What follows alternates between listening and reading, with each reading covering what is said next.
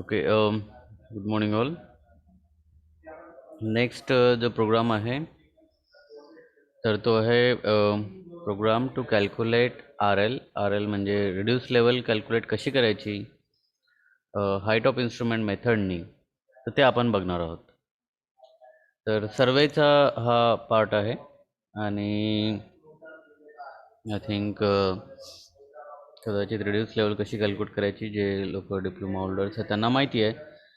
आणि I think जर समजा तुमचा सर्वेमध्ये जर हा पार्ट झाला असेल तर मग एकदम इझी तुम्हाला हा वाटेल. तर रिड्यूस लेवल कशी कॅल्क्युलेट करायची by height of instrument method.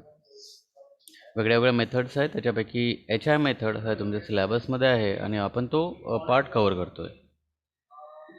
तर इथे सर्वात पहिल्यांदा पुन्हा आपण जे स्टार्ट करतोय स्टँडर्ड इनपुट आउटपुट फाईलनी हॅश इन्क्लूड stdio.h आणि आपल्याला काही मॅथमॅटिकल फंक्शन्स लागतात. त्याच्यामुळे शक्यतोवर जे काही प्रोग्राम ज्याच्यामध्ये मॅथमॅटिकल इक्वेशन्स राहतील तर त्यावेळेस शक्यतोवर math.h हा यूज करायचा की जेणेकरून जे काही मॅथमॅटिकल फंक्शन्स आहेत तर ते आपल्याला प्रॉपर यूज करता येतील. सो हॅश इन्क्लूड stdio.h त्याच्यानंतर हॅश इन्क्लूड math.h.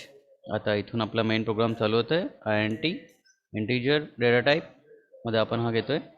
आता त्यानंतर जे डिफरंट असे काही पॅरामीटर्स आहेत की जे डेसिमल पॉईंटमध्ये उत्तर देतील किंवा ॲन्सर्स देतील.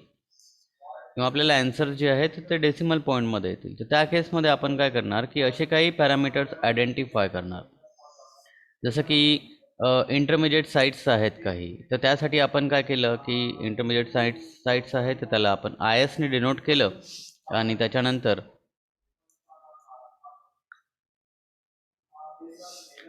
त्याला ते डेसिमल पॉईंटमध्ये राहू शकतील, म्हणून त्याला आपण फ्लोट हा डेटा टाईप आहे, म्हणजे ज्याच्यामध्ये डेसिमल पॉईंट्स इन्क्लूड राहतील. त्याच्यानंतर बेंचमार्कचं जे रीडिंग आपल्याला घ्यावं लागतं, तर त्याचं जे रीडिंग राहील ते सुद्धा आपल्याला डेसिमल पॉईंटमध्ये मिळेल. त्याच्यामुळे आपण BMRL म्हणजे बेंचमार्कचं जे रीडिंग आहे, तर ते बेंचमार्कचं रीडिंगसाठी आपण काय केलं, त्याला डिनोट केलं BMRLनी. आणि BMRLनी आपण त्याला डिनोट केल्यानंतर आपण त्याला सुद्धा ॲज अ फ्लोट म्हणून त्याला कन्सिडर करतो. त्यानंतर बॅकसाईडचं रीडिंग. ओके, बॅकसाईडच्या रीडिंगसाठी आपण त्याला BSने डिनोट करतो आहे आणि ते सुद्धा पुन्हा as a float data type म्हणून आपण त्याला याच्यामध्ये डिनोट करतो आहे. त्यानंतर HI हाईट ऑफ इन्स्ट्रुमेंट आपल्याला कॅल्क्युलेट करायची आहे. तर त्यासाठी जो काही फॉर्म्युला आपल्याला यूज करावा लागेल आणि त्याची सुद्धा जी व्हॅल्यू राहील, तर ती व्हॅल्यू आपल्याला डेसिमल पॉईंटमध्ये मिळेल. मग त्यामुळे आपण काय म्हटलं त्याला की HI हा सुद्धा फ्लोट डेटा टाईप आहे. त्याच्यानंतर फोर्थ साईडचं रीडिंग राहील. तर फोर्थ साईडचं रीडिंग आपल्याला घ्यायचं आहे. तर त्यासाठी आपण काय करणार की त्याला आपण FS डिनोट केलं. आता हे जे काही पॅरामीटर्स आहेत, तर हे पॅरामीटर्स तुम्ही तुमच्या मनाने, समजा तुम्हाला काही नवीन प्रोग्राम्स ट्राय करायचे आहेत किंवा कोणते दुसरे पण प्रोग्राम तुम्हाला पाहायचे असतील किंवा याच प्रोग्राममध्ये तुम्हाला तुमच्या याच्यानुसार तुम्ही जे काही पॅरामीटर्स आहेत ते तुम्ही कन्सिडर करू शकता. A1 B1 C1. ओके, तर लास्टमध्ये RL रिड्यूस लेवल. तर रिड्यूस लेवल जैसे ही हम यहाँ पे तो टोटल अभी कितने पैरामीटर्स हमने लिखे हैं, हमने लिखा हुआ है IS लिखा हुआ है इंटरमीडिएट साइट के लिए, बेंचमार्क रीडिंग लिखा हुआ है, बैक साइड रीडिंग, उसके बाद में height of instrument HI, FS four side का रीडिंग, और उसके बाद में RL रिड्यूस लेवल जो कोई रहेगी. तो ये हमने एज फ्लोट डेटा टाइप हमने यहाँ पे लिखा हुआ है. फिर नेक्स्ट पार्ट में अभी हमें क्या करना है कि इंटीजर भी कुछ रहेगा. तो इंटीजर के लिए सपोज कि कितने नंबर ऑफ साइट्स अब हमें इंक्लूड करना है, तो उसके लिए हमने एक तो x के लिए हमने दिया है जो कि लूप हमें देना है. तो लूप के लिए हमने यहाँ पे x और ns, मतलब ये नंबर ऑफ कितने साइट्स है, तो ns और ये लूप के लिए x, ऐसे दो जो है ये as a integer data type करके एक्ट करेंगे. तो x और ns ये इंटीजर डेटा टाइप हमने यहाँ पे लिखा हुआ है, फ्लोट डेटा टाइप हमने यहाँ पे लिख दिया है. तो जितने नंबर ऑफ पैरामीटर्स है, जो पैरामीटर्स हमें प्रोग्राम में लगने वाले हैं, तो उसको हमने क्या कर दिया कि उसको हमने यहाँ पे सबसे पहले हमने यहाँ पे लिख दिया है कि यस फ्लोट डेटा टाइप कौन सा है और इंटीजर डेटा टाइप कौन सा है. अब ये होने के बाद में हमें कौन सा रीडिंग हमें अभी इनपुट एज अ इनपुट करके देना है. ठीक है, तो सबसे पहला जो रीडिंग रहेगा वो बेंचमार्क का. तो रिड्यूस लेवल ऑफ बेंचमार्क ही हमें देना है. तो बेंचमार्क का रिड्यूस लेवल हमने कौन से पैरामीटर से मार्क किया है, हमने मार्क किया है BMRL. ओके, वो क्या है, तो वो है फ्लोट डेटा टाइप. तो सबसे पहले अभी ये तो हमें एज अ इनपुट करके प्रोग्राम में देना है, लेकिन उसके पहले हमने एक मैसेज डिस्प्ले करना है कि enter reduce level of benchmark. ये जैसे ही वहाँ पे मैसेज डिस्प्ले करेगा तभी हमें पता चलेगा कि ये जो BMRL है इसका जो कोई रीडिंग रहेगा वो रीडिंग हमें एज अ इनपुट करके प्रोग्राम को देना है. तो ये मैसेज हमने प्रिंटफ स्टेटमेंट में दे दिया डबल कोटेशन में पैरेंथेसिस में, उसके बाद में कि हमें स्कैनअप स्टेटमेंट देना है कि हमें क्या इनपुट देना है, BMRL। तो हमने यहाँ पे एम्परसाइन दे दिया है, उसके बाद में डबल कोटेशन में। अब ये BMRL कौन सा डेटा टाइप है, फ्लोट डेटा टाइप है, तो उसकी वजह से हमने यहाँ पे परसेंट साइन और F लिख दिया है। तो इस तरह से अब यहाँ पे जो कोई सपोज कि अगर मुझे बैक साइड का भी रीडिंग एज ए इनपुट करके देना है, तो आप सिंगल लाइन में भी लिख सकते हैं कि एंटर बेंचमार्क रिड्यूस लेवल, उसके बाद में एंटर बैक साइड रीडिंग। ये आप सिंगल प्रिंटअप स्टेटमेंट में दे सकते हैं, और चाहे तो उसके लिए आप अलग अलग प्रिंटअप स्टेटमेंट का भी यूज़ कर सकते हैं। तो जैसे मैंने यहाँ पे BMRL मतलब बेंचमार्क रिड्यूस लेवल के लिए मैंने एक अलग से प्रिंटअप स्टेटमेंट लिया है और स्कैनअप स्टेटमेंट लिया है। उसके बाद में अब ये बैक साइड का जो रीडिंग आपको लेना है, तो बैक साइड का जो भी कोई रीडिंग रहेगा तो वो हमें एज ए इनपुट करके प्रोग्राम को देना है। तो उसके पहले हमने एक मैसेज डिस्प्ले कर दिया कि enter back side reading also. तो बैक साइड का रीडिंग हमें यहाँ पे एंटर करना है। तो एंटर करने के लिए हमने यहाँ पे स्कैनअप स्टेटमेंट दिया हुआ है। फिर से BS मतलब ये बैक साइड का रीडिंग है, और ये कौन सा डेटा टाइप है, तो ये है फ्लोट डेटा टाइप। तो उसके वजह से हमने यहाँ पे परसेंट साइन F लिया हुआ है। अब सबसे पहले हम क्या करने वाले हैं, तो सबसे पहले हम HI हाइट ऑफ इंस्ट्रूमेंट सबसे पहले हम कैलकुलेट करने वाले हैं। हाइट ऑफ इंस्ट्रूमेंट का फॉर्मूला क्या है, तो बेंचमार्क का जो भी कोई रिड्यूस लेवल रहेगा, सो रिड्यूस लेवल ऑफ बेंचमार्क, और उसमें हम बैक साइड का रीडिंग जैसे हम ऐड करते हैं तो हमें क्या मिलता है, हमें मिलता है हाइट ऑफ इंस्ट्रूमेंट। तो ये सबसे पहला पार्ट जो कोई सर्वे करता है या आपने सर्वे किया होगा, तो सबसे पहले जो काम हम करते हैं वो है HI फाइंड आउट करना, height of instrument find out करना। तो height of instrument find out करने के लिए जो फॉर्मूला है वो है बेंचमार्क रीडिंग और बैक साइड रीडिंग। तो ये दोनों हमें हमने क्या किया है, हमने एज ए इनपुट करके हमने ऑलरेडी प्रोग्राम में हमने उसके ऊपर में लिखा हुआ है। ठीक है, ऐसा नहीं कि आपने पहले सबसे पहले फॉर्मूला लिखा और उसके बाद में फिर आप लिखेंगे कि स्कैनअप स्टेटमेंट और ये BMRL के लिए और BS के लिए, ऐसा नहीं। आपको कौन सा फॉर्मूला चाहिए, तो फॉर्मूला के लिए जो कोई पैरामीटर्स आपको लगने वाले हैं, तो सबसे पहले तो उसको एज फ्लोट डेटा टाइप या इंटीजर डेटा टाइप में लिख दो। आपको डेसिमल चाहिए तो फ्लोट में लिख दो, इंटीजर होना है तो INT लिख दो वहाँ पे। फिर आपको जो इनपुट देना है तो वो इनपुट स्टेटमेंट आपको वहाँ पे लिखना होगा। अब नेक्स्ट पार्ट ये हो गया हाइट ऑफ इंस्ट्रूमेंट, HI आपने सबसे पहले कैलकुलेट कर दिया विद द हेल्प ऑफ ये इक्वेशन से। हाइट ऑफ इंस्ट्रूमेंट जैसे आपको मिल गया, फिर हाइट ऑफ इंस्ट्रूमेंट मिलने के बाद में आप क्या करेंगे, नेक्स्ट जो पार्ट है वो है कि अभी आपको RL कैलकुलेट करना है। तो RL कैलकुलेट करने के लिए आपने सबसे पहले कितने इंटरमीडिएट साइट्स है, नंबर ऑफ इंटरमीडिएट साइट्स कितने हैं, तो ये नंबर हमें लिखना है। तो नंबर ऑफ इंटरमीडिएट साइट मतलब 1 है, 2 है, 3 है, 10 है, जितने इंटरमीडिएट साइट्स है तो वो इंटरमीडिएट साइट कितने हैं, तो NS से हमने उसको डिनोट किया था, और वो नंबर है, और वो इंटीजर नंबर होने की वजह से हमने as a integer data type हमने उसको सबसे पहले मार्क किया हुआ है। तो यहाँ पे हम प्रिंटअप स्टेटमेंट में enter number of intermediate site, चाहे तो आप यहाँ पे डायरेक्टली इधर भी लिख सकते हैं इसके बाद में, और यहाँ पे स्कैनअप स्टेटमेंट से आपको लिखना है NS।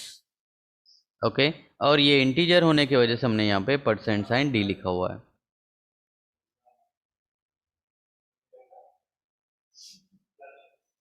अब ये पार्ट हो गया। अभी हमने क्या किया है, हमने HI फाइंड आउट कर दिया है और नंबर ऑफ इंटरमीडिएट साइट्स भी कैलकुलेट किया है, साइट्स भी हमने एज ए इनपुट करके दे दिया है। फिर अभी नेक्स्ट जो पार्ट है वो है कि हमें अभी RL फाइंड आउट करना है। तो RL का फॉर्मूला क्या है, तो RL equals to HI minus जो कोई हाइट ऑफ इंस्ट्रूमेंट आपने लास्ट यहाँ पे इक्वेशन में आपने कैलकुलेट किया है, तो माइनस जो कोई इंटरमीडिएट साइट का रीडिंग रहेगा वो इंटरमीडिएट साइट का रीडिंग आपने उससे डिडक्ट करना है, तो आपको मिलने वाला है रिड्यूस लेवल। तो मेन फॉर्मूला कौन सा है? जितने भी एक इंटरमीडिएट साइट हो, दो हो, तीन हो, चार हो, जितने आप जैसे सर्वे में आपको इंटरमीडिएट साइट आपने जैसे लगने वाला है, तो इंटरमीडिएट साइट कितने नंबर ऑफ इंटरमीडिएट साइट्स है ये आपने उसके ऊपर में लिख दिया। फिर अभी हर इंटरमीडिएट साइट के लिए आपको रिड्यूस लेवल भी कैलकुलेट करना है। फॉर्मूला तो एक ही है।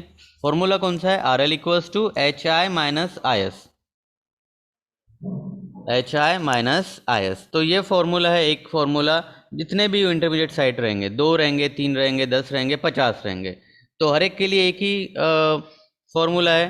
अब ऐसा अगर है तो उसके लिए हमें पता है कि कौन सा स्टेटमेंट हमें यूज़ करना है। तो लूप स्टेटमेंट हम यूज़ करते हैं जो है फॉर लूप। तो फॉर लूप हम यूज़ करते हैं इंटरमीडिएट साइट रीडिंग का कैलकुलेशन करने के लिए। ओके, तो फॉर लूप हमने लिख दिया है यहाँ पे। सबसे पहले जो कोई शुरू वाला जो कोई रीडिंग रहेगा उसके लिए, so start with initial condition. ठीक है, तो लास्ट में कितने इंटरमीडिएट साइट्स है? तो एन एस, तो यहाँ पे ये x less than N S, ये कंडीशन जब तक वैलिड रहेगी तब तक ये जो फॉर लूप है वो चलता रहेगा।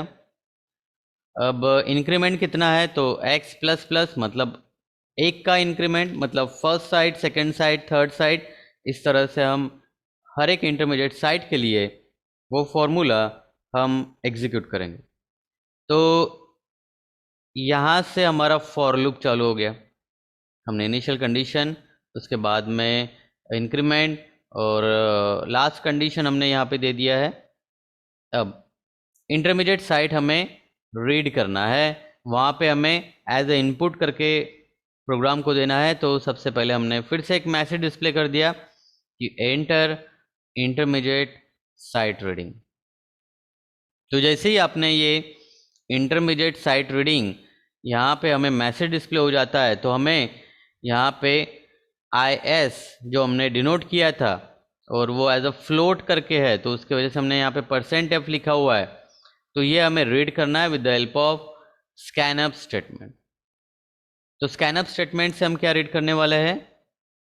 हम रीड करने वाला है इंटरमीडिएट साइट रीडिंग। तो यहाँ पे जैसे ही हम इंटरमीडिएट साइट रीडिंग हम यहाँ पे रीड करते हैं, उसके बाद में हमने यहाँ पे एक फॉर्मूला लिख दिया कि आर एल इक्वल्स टू, जो रिड्यूस लेवल हमें कैलकुलेट करना है, तो that is equal to, formula क्या है? H I, height of instrument, minus intermediate sight. तो ये फॉर्मूला हमें वहाँ पे लिखना है, R L equals to H I minus I S. तो ये जैसे ही हम लिखते हैं उसके बाद में हमें जो कोई आर एल हमें मिलता है वो आर एल को हमें प्रिंट भी करना है, मतलब हमें मैसेज भी हमें डिस्प्ले करना है, या हमें एज अ आउटपुट करके चाहिए। आउटपुट करके हमें क्या चाहिए? आर एल हमें एज अ आउटपुट करके चाहिए। तो आर एल का फॉर्मूला हमने यहाँ पे लिख दिया है। उसके बाद में हम क्या करने वाले हैं? हम प्रिंटफ स्टेटमेंट से यहाँ पे आर एल जो कि है रिड्यूस लेवल, जो फिर से है as a float data type,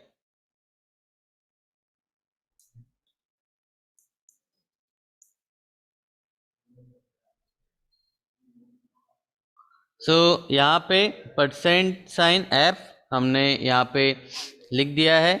तो ये हो गया हमारा फॉर लूप। फॉर लूप हमने क्यों लिखा हुआ है, या ये स्टेटमेंट या कौन सा स्टेटमेंट लिखना है, ये कैसे डिसाइड करेंगे? क्योंकि एक ही फॉर्मूला हमें बार बार एग्जीक्यूट करना है, सेम फॉर्मूला हमें एग्जीक्यूट करना है। तो उसके वजह से हमने क्या किया? हमने यहाँ पे फॉर स्टेटमेंट लिया, फॉर लूप लिया है। ओके, सो ये एच आई हमने कैलकुलेट किया। उसके बाद में हमने यहाँ पे फॉर लूप में हर एक इंटरमीडिएट साइट के लिए हमने रिड्यूस लेवल को कैलकुलेट किया है। तो रिड्यूस लेवल को कैलकुलेट करने के बाद में नेक्स्ट पार्ट क्या है? नेक्स्ट पार्ट है हमें फोर्थ साइट रीडिंग। हमें लास्ट में क्या करना है? फोर्थ साइट रीडिंग को हमें वहाँ पे एज ए इनपुट करके देना है। तो हमने फिर से एक मैसेज डिस्प्ले कर दिया कि प्रिंटफ स्टेटमेंट से डबल कोटेशन में एंटर फोर साइट रीडिंग। तो यहाँ पे फोर साइट रीडिंग जो कोई रहेगा वो आपको वहाँ पे एंटर करना है with the help of this scanf statement. ये एज अ इनपुट स्टेटमेंट है। तो ये एफ एस फिर से हमारा कुछ तो भी डेसिमल पॉइंट में ये फोर साइट रीडिंग रहेगा, तो उसके वजह से हमने यहाँ पे क्या किया है, उसको as a float data type लिखा हुआ है सबसे ऊपर में, तो उसके वजह से हमने यहाँ पे परसेंट एफ लिख दिया। तो यहाँ पे हमें एक फोर साइड रीडिंग हमें रीड करना है, तो उसके वजह से हमने यहाँ पे एम्परसाइन एफ एस लिखा हुआ है। और जैसे हम यहाँ पे रीड करते हैं, रीड करने के बाद में फिर से आर एल का फॉर्मूला है, R L equals to H I, जो कि सबसे ऊपर में हमने कैलकुलेट किया था, माइनस एफ एस, जो कोई फोर साइड रीडिंग रहेगा। अब ये फोर साइड रीडिंग एक ही रहेगा, या ऐसा नहीं है कि इंटरमीडिएट साइड जैसा या बेंचमार्क रीडिंग जो है या फोर साइड रीडिंग है। तो ऑलमोस्ट ये एक बार हम लेते हैं, तो उसकी वजह से हमने इसको अभी लिया नहीं है फॉर लूप में। जो रीडिंग सिर्फ एक बार ही हमें एग्जीक्यूट करना है, तो उसको हमें फॉर लूप में लेने की तो कोई भी ज़रूरत नहीं है। तो हमने सबसे पहले जो फॉर लूप में है इंटरमीडिएट साइड रीडिंग को हमने दिया था, और उसके बाद में ये R L equals to H I minus I S लिख दिया। अब नेक्स्ट लास्ट में हम फोर साइड रीडिंग लिखते हैं, उसके बाद में एज अ उसका formula R L equals to H I minus F S ये हम यहाँ पे लिख देते हैं। तो उसके वजह से क्या होता है कि ये प्रिंटफ स्टेटमेंट में हमें फिर से ये आर एल जो है, अभी यहाँ पे भले ही ये लिखा हुआ है परसेंट एफ आर एल, पर चाहे तो आप आर एल किसका है तो जो कोई लास्ट में आर एल है, तो आप यहाँ पे आपके हिसाब से प्रिंटफ स्टेटमेंट में आप लिख सकते हैं। तो फाइनली इस तरह से फॉर्मूला, सिर्फ दो तीन फॉर्मूला हमें यहाँ पे ये जो प्रोग्राम है उसमें हमें लगता है। तो स्टैंडर्ड इनपुट आउटपुट फाइल तो हमने यहाँ पे लिख दिया है। उसके बाद में मैथ डॉट एच मैथमेटिकल, अगर इक्वेशन अगर है तो मैथ डॉट एच आपने लिखना चाहिए। उसके बाद में फिर जो कोई डेटा टाइप्स है, फ्लोट डेटा टाइप है, इंटीजर डेटा टाइप है, तो वो हम यहाँ पे लिखते हैं। फिर प्रिंटफ स्टेटमेंट से रिड्यूस लेवल और बेंचमार्क, उसके बाद में बेंचमार्क का रीडिंग हमें एज अ इनपुट करके लेना है। फिर बैक साइड रीडिंग, फिर जो एच आई है वो एच आई का फॉर्मूला हमने यहाँ पे लिख दिया है। और जितने नंबर ऑफ इंटरमीडिएट साइट है तो एंटर हमें करना है नंबर ऑफ इंटरमीडिएट साइट, और हर इंटरमीडिएट साइट के लिए हमें कैलकुलेट करना है आर एल। सो ये आर एल का फॉर्मूला जो है that is equal to H I minus I S intermediate sight. तो फाइनल हमें क्या करना है, फोर साइड रीडिंग लिखना है, तो उसके बाद में उसका हम रिड्यूस लेवल कैलकुलेट करते हैं। तो अगर इसका हमें आउटपुट देखना है तो हम आउटपुट देखते हैं इसका।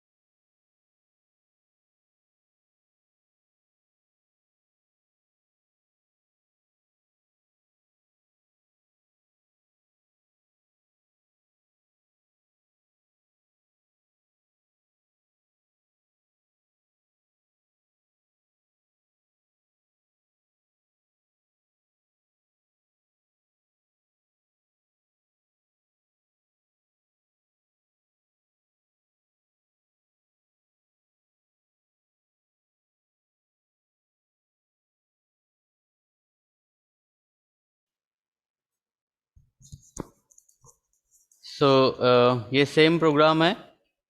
अभी अगर हमें इसका आउटपुट देखना है तो हम इसको रन करते हैं। अब यहाँ पे देखिए कि सबसे पहले यहाँ पे एक मैसेज डिस्प्ले हो गया कि enter reduce level of benchmark, जो हमने 7th लाइन में लिखा हुआ है। तो यहाँ पे हमें रिड्यूस लेवल हमें यहाँ पे देना है कि सपोज 100.25 ये लिखा मैंने। अब बैक साइड रीडिंग है, लेट अस से कि बैक साइड रीडिंग है कि 1.25। अब नंबर ऑफ इंटरमीडिएट साइट हमें देना है, तो यहाँ पे ये तीसरा मैसेज डिस्प्ले हो गया। Number of intermediate site suppose दिया है मैंने 2 इंटरमीडिएट साइट्स है, तो एंटर हमें करना है intermediate sight reading. So let us से 1.1, ठीक है। उसका आरएल यहाँ पे मिल गया है। तो अभी यहाँ पे आरएल मिलने के बाद में उसने फिर से एक मैसेज डिस्प्ले किया है कि एंटर इंटरमीडिएट साइट रीडिंग। तो लेट अस से कि 1.4। अब उसके लिए उसने ये आरएल 100.09 या 100.1 हम इसको राउंड अप करके लिख सकते हैं। तो 2 इंटरमीडिएट साइट के लिए उसने आरएल लिख दिया है। उसके बाद में enter fourth sight reading. Okay, सो एंटर हमें करना है फोर्थ साइट रीडिंग। तो फोर्थ साइट रीडिंग अगर हमें एंटर करना है तो लेट अस से कि मैंने ये फोर्थ साइट रीडिंग एंटर कर दिया यहाँ पे।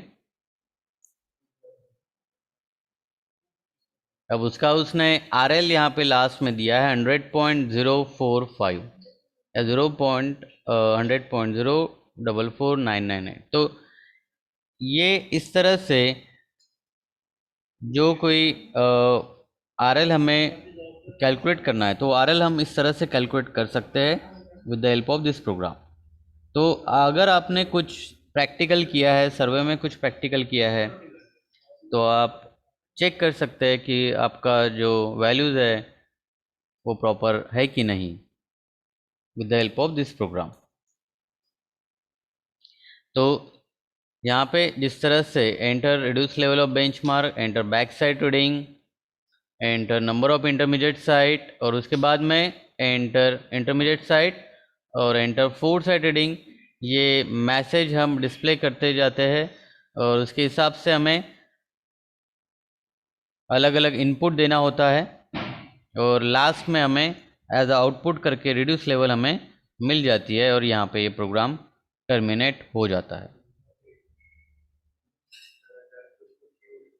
सो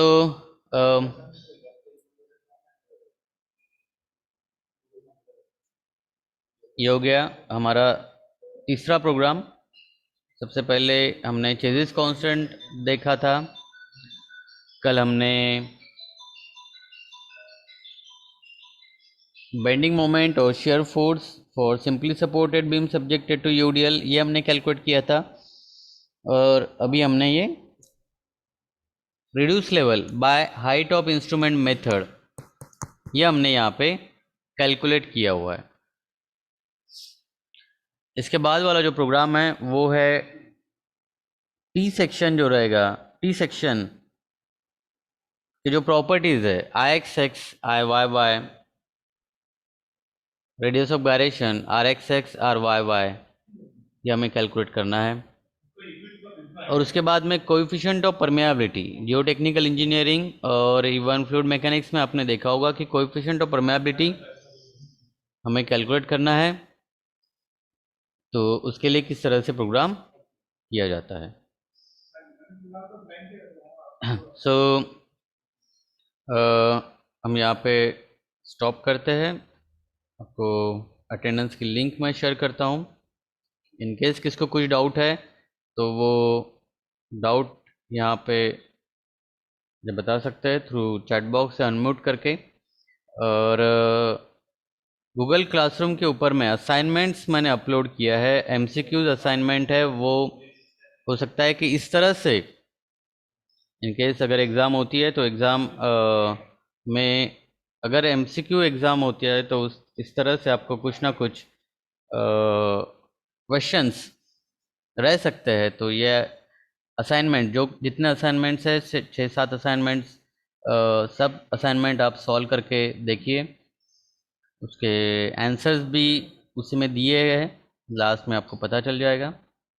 ठीक है, सो विल स्टॉप हियर। आप अटेंडेंस मार्क करके लीव कर सकते हैं। Thank you.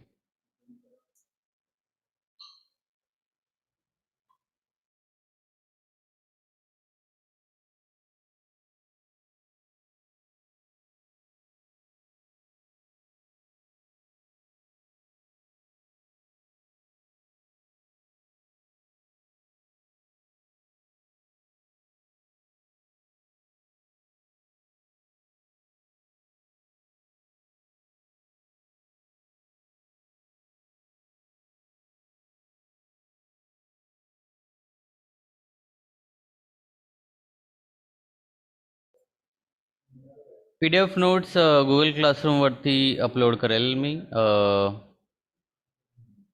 आज उद्यामध्ये अपलोड करून टाकेल।